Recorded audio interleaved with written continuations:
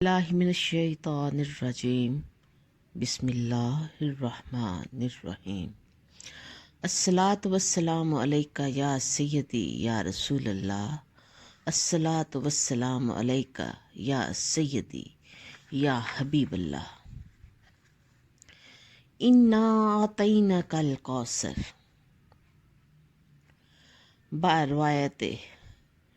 جمہور مفسرین کہ یہ سورہ مکی ہے۔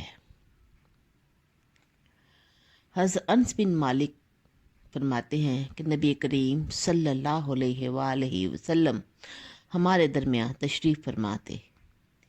اتنے میں آپ صلی اللہ علیہ وآلہ وسلم پر کچھ اونگ سی طاری ہوئی، پھر آپ مسکراتے ہوئے سر مبارک اٹھاتے ہیں۔ بعض روایات میں یہ بھی ہے کہ لوگ پوچھتے ہیں کہ یا رسول اللہ صلی اللہ علیہ وآلہ وسلم آپ کس بات پر تبسم فرما رہے ہیں، اور بات میں ہے کہ آپ صلی اللہ علیہ وآلہ وسلم نے خود ہی لوگوں سے فرمایا کہ اس وقت میرے اوپر ایک سورت نازل ہوئی ہے، پھر بسم اللہ الرحمن الرحیم پڑھ کر آپ صلی اللہ علیہ وآلہ وسلم نے سورہ کوثر پڑھی۔ اس کے بعد آپ نے لوگوں سے پوچھا، جانتے ہو کوثر کیا ہے؟ لوگوں نے عرض کیا، اللہ اور اس کے رسول کو زیادہ معلوم ہے۔ فرمایا، وہ ایک نہر ہے جو میرے رب نے مجھے جنت میں عطا کی۔ تاریخی پس منظر اگر ہم اس صورت کا دیکھیں تو اس سے پہلے سورہ ضحیٰ اور سورۃ علم نشرہ نازل ہوئی۔ نبوت کے ابتدائی دور میں جب رسول اللہ صلی اللہ علیہ وآلہ وسلم شدید ترین مشکلات سے گزر رہے تھے اور پوری قوم دشمنی پر آمادہ تھی، کئی مزاحمتوں کے پہاڑ راستے میں حائل تھے، آپ صلی اللہ علیہ وآلہ وسلم اور چند مٹھی بھر ساتھیوں کو دور دور تک کہیں کامیابی کے آثار نظر نہیں آتے تھے۔ اس وقت آپ کی ہمت بندھانے کے لیے اللہ تعالیٰ نے متعدد آیات نازل فرمائی، جیسے سورہ ضحیٰ میں فرمایا،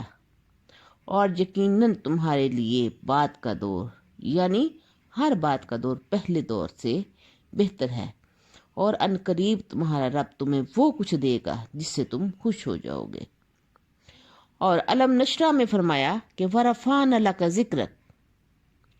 اور ہم نے تمہارا ذکر بلند کر دیا، یعنی دشمن تمہیں ملک بھر میں بدنام کرتے پھر رہے ہیں، مگر ہم نے تمہیں ناموری عطا کرنے کا سامان دیا۔ اور فَإِنَّ مَعَ الْعُسْرِ يُسْرًا، إِنَّ مَعَ الْعُسْرِ يُسْرًا، پس یہ حقیقت ہے کہ تنگی کے ساتھ فراخی بھی ہے،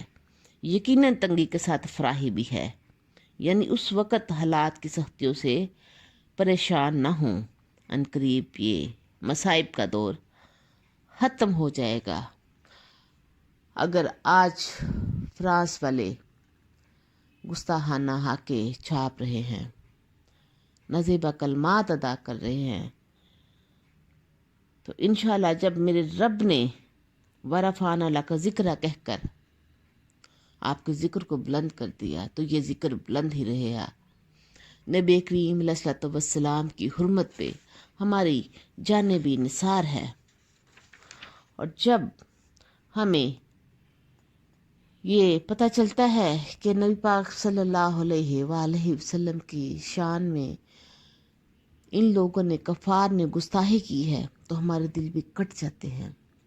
اللہ تعالیٰ ان کو نیست و نابود فرمائے، اور ہمارے پیارے آقا محمد صلی اللہ علیہ وآلہ وسلم کے ذکر کو بلند سے بلند فرمائے، اور ہمیں ان کی سنتوں پہ عمل پیرا ہونے کی توفیق عطا فرمائے۔